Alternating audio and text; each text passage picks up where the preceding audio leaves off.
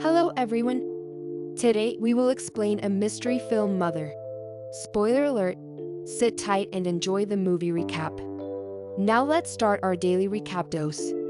Movie starts with a scene where unidentified widow runs an unauthorized acupuncture clinic for the town's ladies on the side to help them forget terrible memories while living alone with her soul kid in a small hamlet in southern South Korea. Jun, her introverted kid, will attack anyone who makes fun of his intellectual impairment.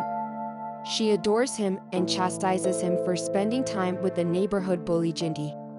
Do-jun and Jinti attack the driver and occupants of the automobile after Do-jun narrowly avoids being hit by it and vandalizes it as payback. Jinti accuses Do-jun of causing the car damage, and Do-jun is then sued. The debt's load causes his mother a lot of difficulty. Late at night, Do-jun is returning from a pub when he notices Moon Ah-young, a high school student, walking alone. He decides to follow her to an empty building. She is found dead on the rooftop the following morning, upsetting the community and putting pressure on the useless police to identify the murder. Due to indirect proof linking Do-jun to the murder scene, he is detained for the crime. His mother firmly holds that he is not the murderer and wants to prove this. She faces opposition from her conceited attorney and the neighborhood, which universally holds Do-jun responsible for the crime. The mother enters Jintae's home to search for evidence since she thinks he committed the crime. She takes a golf club that she thinks has blood on it, but when she gives it to the police and Jinny is questioned about it, it turns out that the blood is actually only lipstick that has been spread. Despite her charge, Jinny consents to work with the mother to solve the crime in exchange for payment. When the mother inquires about Ah-young, the locals inform her that the young woman was sexually active and involved with a youngster named Jong-pal who had escaped from a mental institution. Do-jun assaults another prisoner when the latter calls him a retard. Do-jun shares memories about his mother trying to kill him and then herself when he was 5 by putting pesticide in their drinks during one of her visits to the prison. He tells her he doesn't want to see her again despite her attempts to apologize and explain that she just wanted to save them both from misery. A camera shop employee tells the mother that Ah-young frequently suffered from nosebleeds and had photos on her mobile that she wanted printed. Ah-young's companion is attacked by 2 young men who are hunting for the phone, but the mother rescues her and then pays Jinny to interview the men, who claimed that Ah-young received rice in exchange for sex and was nicknamed the Rice Cake Girl.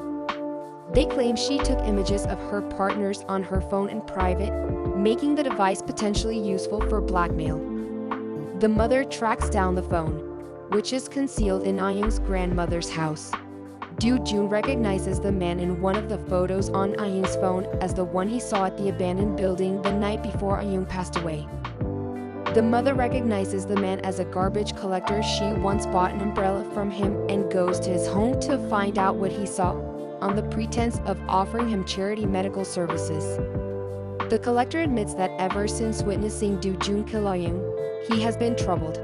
He saw the two engage in a brief conversation, during which Ah-young branded Do-jun a retard, and Do-jun then tossed a sizable boulder into the darkness where Ah-young was standing, accidentally killing her and dragging her to the rooftop. The mother desperately tries to convince the collector that Do-jun is innocent and she cannot accept the reality, but the collector finally takes up the phone to call the police and report what he had observed.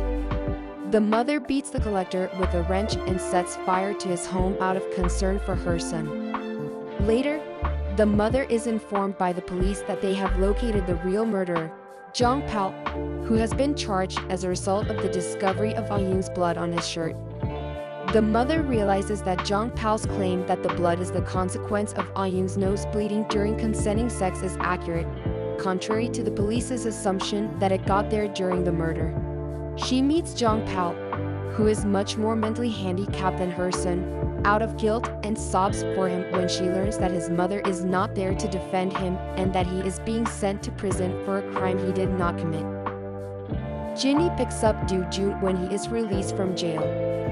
On their walk home, they pass the burned-out home of the collector and pause to search through the debris. Do-jun suggests to his mother after dinner that Jung-po probably took Hyun to the roof so that someone would see she was hurt and assist her.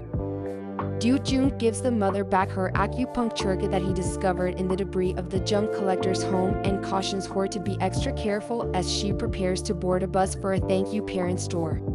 She uses the kit to erase the memory of her son's guilty crime after being shocked by his revelation as she sits on the bus in disbelief.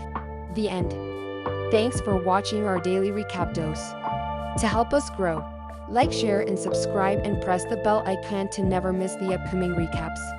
And share your reviews on the movie and comment below.